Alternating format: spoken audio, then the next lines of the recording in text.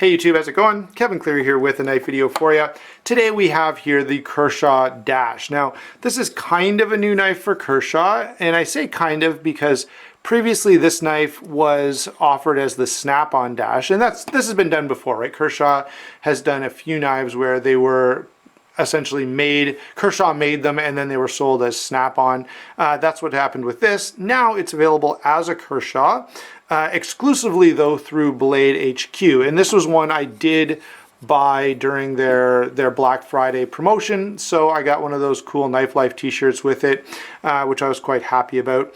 Anyway, I don't know that these will always be a BladeHQ exclusive. If they're very popular, I could well imagine these being more widely available, as it would be in Kershaw's best interest to do so.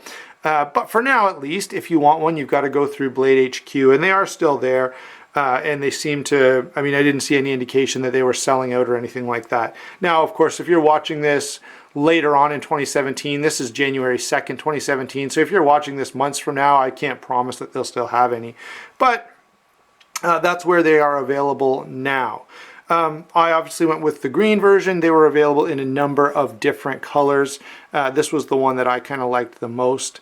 Every once in a while I like to change it up. I'll kind of look, when I bought this, I did look through my collection and kind of said, well, what knives, what colors do I have represented, and let's do something a little different.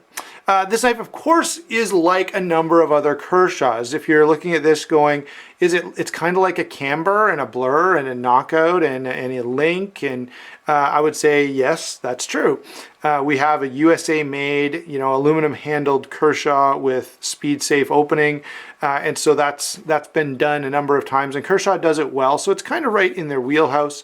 What I like about this one is the size. It's a little bigger than anything else that Kershaw has done this way, and that for me is definitely a win, as I tend to like slightly larger knives. And I will say one thing, and I know I'm getting ahead of myself in ergonomics, but the handle on this is really nice size. It's a little more hand filling and a little more comfortable if you have large hands than really any of those other models that I've mentioned there. Size and weight on this is 8 inches overall, which is actually pretty neat. Because of the curve in this knife, it ends up being a little shorter than most knives of this. It sort of feels in hand like a knife that's a little larger, more like an 8.5 inch or something like that. But it comes in at only 8 inches, 3.5 inch blade, 4 5/8 inch handle, and it is about 1/2 inch thick. So some of those knives, the knockout for sure is very thin, and this is going to be thicker than that. But that 1/2 inch is actually really comfortable to grip onto. And the weight on this is 4.2 ounces, which carries really, really nicely. If you're just watching this wondering if this would be like a good knife to carry or own as your everyday carry blade, absolutely it would. That weight is totally carryable. Of course, if you have 100 knives already, you have a very good sense for what a 4.2 ounce knife is like. So let's move on to some of the features here, beginning with the blade, or some of the specific details, I guess. This blade is a drop point, stone washed blade. It does have a very slight recurve. It's kind of hard to even notice, and I kind of questioned myself whether it really had a recurve or just looked that way. I had to put this down on a flat surface and shine a light under to kind of check. And yes, it does have a very, very slight recurve. It's N690 steel, and N690 is a really nice steel. It's not a super steel or anything like that, but definitely very good corrosion resistance, very good edge retention, and so no big complaints about N690. It's especially at this price point.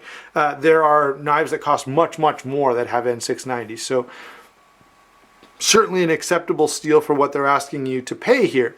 The knife does have sort of a top swedge, which is a nice design feature, and I like how they didn't start the swedge until they gave you an inch or so of jimped space for your thumb. That is really, really nice, and I've complained about that on a number of other models where the swedge comes all the way back to the handle. Okay, so that I really like. Now, in terms of lockup and deployment, it's a little different discussion than usual because of the speed assist. So the speed assist, of course, works very well, and it is my favorite mechanism for assisted opening knives because the blade is not under any tension, right? So all through this, it just sits there, and now the spring tension kicks in, as you can see. And that makes the knife a lot easier to open and close with one hand. To give you another example, here is the SOG Zoom. And notice that it is under spring tension the whole time. And this is actually under really tight spring tension. This is one of the faster knives that I own, okay? But I do prefer the speed safe mechanism because it's just easier to manipulate. By the way, I did order this directly from BladeHQ, and it came no problem, although it was delayed in customs quite a bit. So if you're Canadian watching, I know there have been some issues with knives of this particular design, and I'm not suggesting at all that that's over or that you should order one and feel confident about it. In fact, if I was ordering another one, I would probably ship it to a friend in the US and then make arrangements to pick it up, or do something else that did not involve this knife going through customs in that way. The actual mechanism is not, there's nothing in the criminal code saying this is a prohibited weapon or anything. It's completely legal to own, carry, use, whatever. But certain rulings are being interpreted in a way by CBSA that would make them possibly sometimes reject this knife. Obviously, they didn't reject this one. It's sitting right in front of you. The opening mechanism works really well. The lockup is nice and solid. No complaints at all about that. I don't plan to de-assist this one, but it does have a detent ball and a detent hole in the blade. So if you were really interested in doing that, it looks like it could happen without too much effort. You just have to take the knife apart and take the torsion bar out and you'd be done. I like it just fine the way it is, so I won't be doing that, but it seems like that would be a viable option. And if you have one and have done that, maybe you could comment on just how stiff that detent is down in the comments below. All right, so that's action, that's lockup, very smooth, very solid, by the way, and I've never had issues with a Kershaw along those lines. By the way, it is adjustable, but I haven't needed to adjust it, and I've been playing with this knife quite regularly for a good month now, just open and closed, open and closed, open and closed. I talked about the blade and I didn't really say much about usefulness. I described it and described the steel and stuff, but let me say this. I've actually got quite a bit of use on this knife and I really, really like it from a user standpoint. As an EDC blade, this is great. Ergonomically, I like how the angle on the knife puts the blade down near the surface that you want to cut with. The belly is, now I will say it does sort of lend itself to using the belly a lot, which is essentially what I've done. And in terms of utility and cutting power, really, really nice. So no complaint at all about actually using the blade. It slices really, really well. It does everything that you'd want a knife to do. It does it very nicely. Okay, good and thin behind the edge. No issues at all along those lines. Now, getting back to the features themselves, let's finally get back to the handle. The handle, of course, is aluminum. And if I show you here, the liner lock is a piece of steel inset into that aluminum. And they've actually done a larger piece of steel with essentially what's a lock bar cutout. I don't know if I can show you that. Let me see.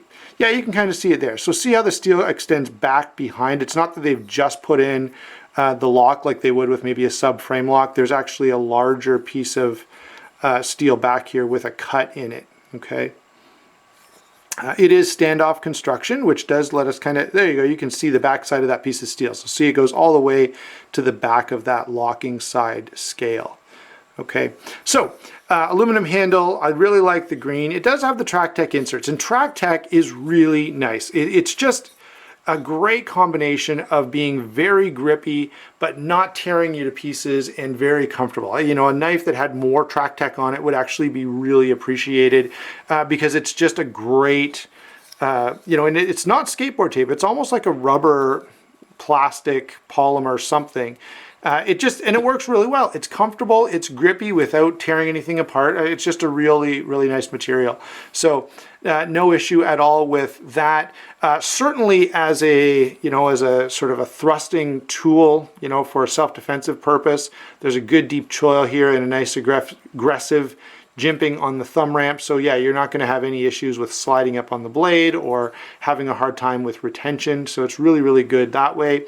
The slightly thicker handle than say the Blur or the Knockout or some similar models means that it's a little more hand filling, and therefore for, you know, prolonged cutting or harder cutting tasks, it's going to be really comfortable. Finally, of course, is that pocket clip, as we talked about the handle, and the pocket clip is just a win. It is repositionable for left or right side tip up carry, but not tip down.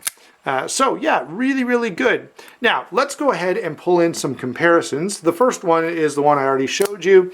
This is the SOG Zoom. Very, very nice. This is pretty well the only SOG that I like at this point.